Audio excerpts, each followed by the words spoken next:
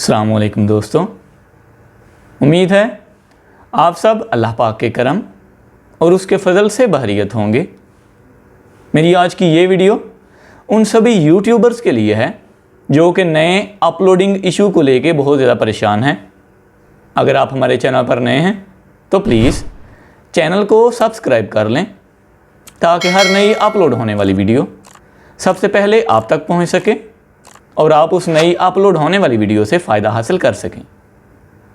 दोस्तों, ये 2 या 3 दिन पहले से लेके ये इशू YouTube पे स्टार्ट हुआ है जो कि नई सेटिंग्स की वजह से है।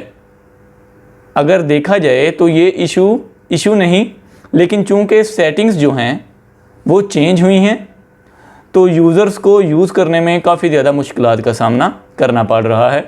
कुछ यूज़र्स ये समझते हैं कि जो उनकी वीडियो है वो अपलोड होने में चूँकि ज़्यादा देर लगा रही है, इसलिए शायद वो अपलोडिंग में उनसे कोई गलती हुई है, वो दोबारा डिलीट करके दोबारा से सेव करते हैं, फिर दोबारा अपलोड करते हैं, प्रॉब्लम स्टिल वहीं रहती है।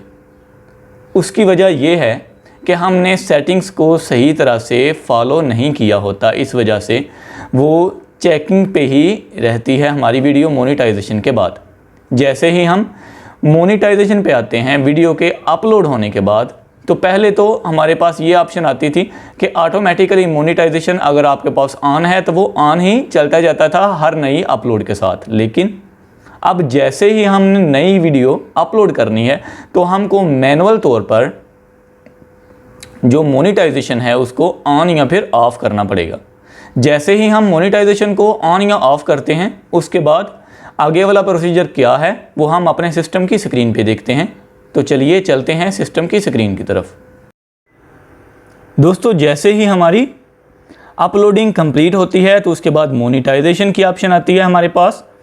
तो अब हमको क्या करना पड़ेगा, इधर से मोनेटाइजेशन को मैनुअल तौर पर ऑन या फिर ऑफ़ करना पड़ेगा। तो हमने मोनेटाइजेशन को ऑन किया और डन कर दिया। जैसे ही हमने डन किया तो नीचे हमारे पास चेकिंग का ऑप्शन आता जाएगा और ये तब तक रहेगा जब तक हमने आगे के प्रोसीजर को कंप्लीट नहीं करना। तो इधर वेट करने का कोई भी मकसद नहीं बनता। आगे चले जाएं नेक्स्ट पे।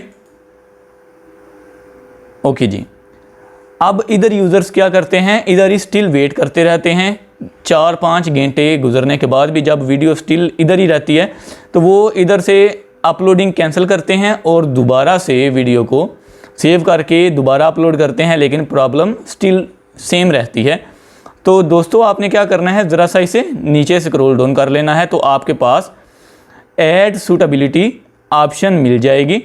Does your videos content title description और keywords contain any of the following.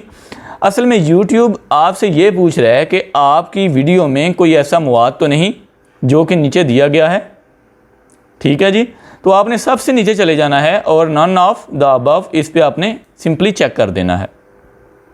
उसके बाद सबमिट रेटिंग इस पे आपने सिंपली क्लिक करना है।